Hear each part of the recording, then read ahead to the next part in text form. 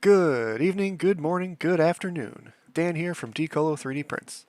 Gonna jump right in with an install video in semi-real time for the Milwaukee Packout to Ryobi Link adapter plates. Here's a quick inspection of what to expect from the left and right plates. We'll have a small L and R in the bottom corners signifying the sides. Once we flip it around and we've got the embedded feet to slide right into the Packout.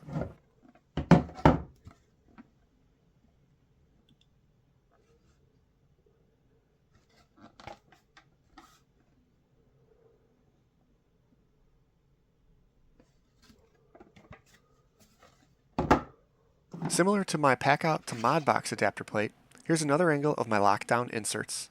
They're likely going to be red, and they also have the L and R that signify the left and right sides. Notice when we turn around the lockdowns, there is a pressed-in M5 nut on the back of these. This install is pretty straightforward.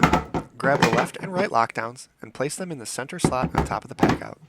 Next, slide the left and right adapter plates into their respective sides and slide them back. Finally, go ahead and take the 4 M5 by 18mm bolts and drop them into their respective holes.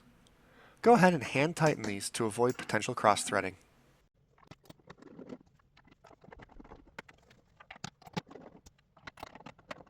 Once these are tight, go ahead and give it the obligatory wiggle. Should be nice and tight.